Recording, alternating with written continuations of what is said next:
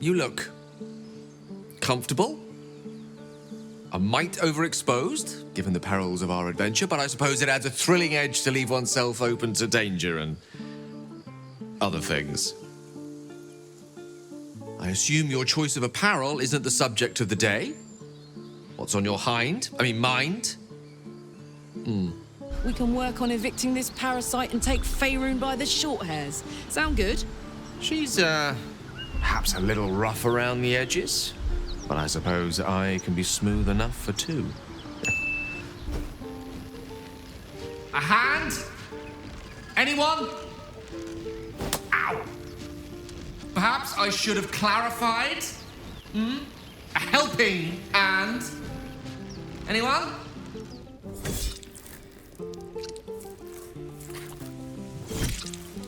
I can lend you a third left hand if you need one. I'm going to say something I'm confident we're all thinking. Was this your doing? I think that's quite bloody obvious. But why? That's it? She annoyed you? If that was just cause for killing someone, I'd be dead 1,000 times over. Tell me the truth. Oh, so you were doing her a favor. Well, I'm sure she's very grateful. You're not versed in magic, are you? Oh, I do apologize. I meant to ask, are you studied in magic? Namely, are you a wizard? Which you are not. You did it! You're channeling the weave. How does it feel? You're hard to please, aren't you? I've never seen such a concentration of shadow magic.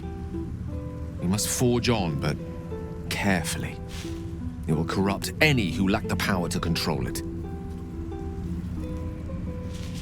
Oh, of course. Oh, sometimes I forget who I'm traveling with. It takes some getting used to, walking amongst peers again. I may have summoned things rather more exotic than a winged cat.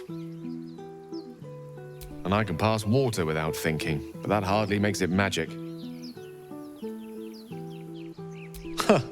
Go on. So, you made a cow drop out of the sky, which presumably killed it, and yet somehow you found out her name was Stephanie. I think I'll need a drink with the rest of that story. Eat more! The hand that feeds is the hand that's loved. It'll never leave your side now. I stand corrected. Tara remains as willful as ever. I'm glad you finally made her acquaintance. A Tressim. Call her a cat again, and I assure you, you'll fare no better in her estimations than she apparently fares in yours. I know you love me. Perhaps it was too much to expect you to love my cat as well. I mean, Tressim.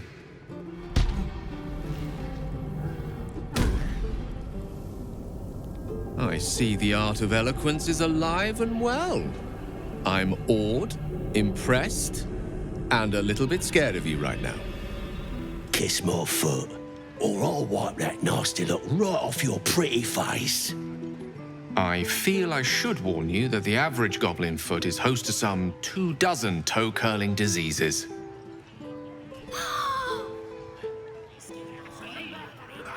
That's more like it. She did it! She actually did it! Don't take this the wrong way, but I think I've just lost all respect for you. I yield! I yield! How about you make him kiss your feet next? Pungent poetic justice. Yes! Yes! I hope you learned your lesson, young man. Your blood tastes like bile. What is wrong with you? Ha! I knew it. I knew you'd try something like that eventually. I wish you'd done it with a bit less enthusiasm. Still, I can hardly blame a vampire for being true to its nature. You are a vampire, are you not? No need to deny it. The bat's out of the bag, so to speak. But why weren't you honest with me? I'm quite open-minded. It's one of my finer qualities. And there's some stiff competition in that department. A ritual circle. I'd advise against it, in your case, at least. No disrespect intended. But this is not your typical magic. I think I'll be able to craft one more lantern. Deal with it how? I hate to pull rank, but I was once Mistress Chosen. Destroying magic like this was my bread and butter. Oh, or did you wish to use it? I assure you, it's pointless. You'll have nothing more than a sore head and a very dissatisfied wizard to show for it. Oh, charming. I hope the Shadow Weave was to blame for that little outburst of unwarranted discourtesy. If you think you know best, go right ahead. God, you're obstinate. Go ahead, then. Do your worst. A fine job you did back there. Not exactly how I wanted to talk to you about our night together. I see. Well, fine is fine. Nobody weeps because the weather is fine. No monarchs were overthrown because their ruling was fine. No artworks were burned because they were not masterpieces, but merely fine. The dignified thing for me to say is, no, of course not. Forthrightness before all. But honestly, yes. Would have rather you lied. I'm just a man. An imperfect one with needs, wants, and flaws by the bushel. Fragile vessel in which to place potentially world-ending power. Perhaps it will be better to not shake such a vessel. Is that so? Well, fine. What, like a child? I'm not sure I consider myself father material. Plus, our current lifestyle isn't exactly what I'd call settled. Share? You're not a loaf of bread to be divvied up at supper time. I thought what we had meant something to you. Very well. Let's not speak of this again. Given my condition, I'm not sure it's wise for me to invite undue stress upon myself. A veritable army swarms the path ahead. Ketheric's army.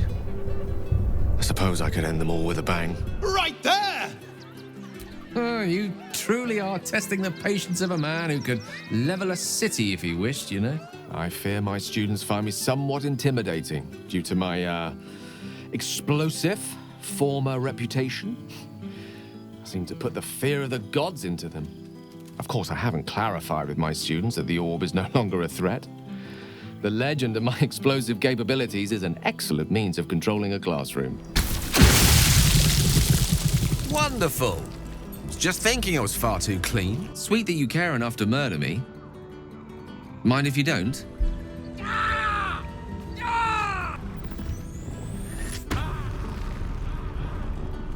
Minthara's something of a closed book, but I suspect a heart of gold lurks beneath that stern countenance.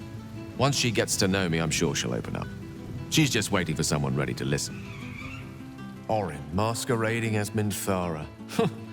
That certainly explains her vociferous antipathy towards me. Who knows how long the real Minthara has been strapped to Orin's altar? We owe it to her to bring her back safely. She would do no less for you or I. Why don't we take a little break, Allow ourselves a few moments of rest? What? No rest for the dashing? Pish posh. Priestess Gut needs to touch you too. Whoa. There are a lot of guts to go around in this place. Are you sure you... Never mind. Too late.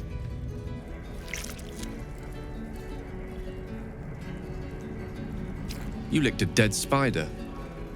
Dead spider. You licked it. That is something that happened. I think we need to get you some air and perhaps have a long talk about unresolved childhood issues.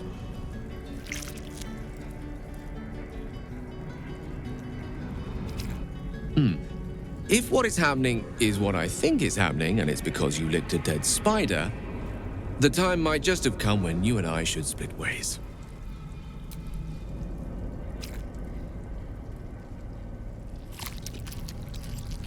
Stop licking the damn thing!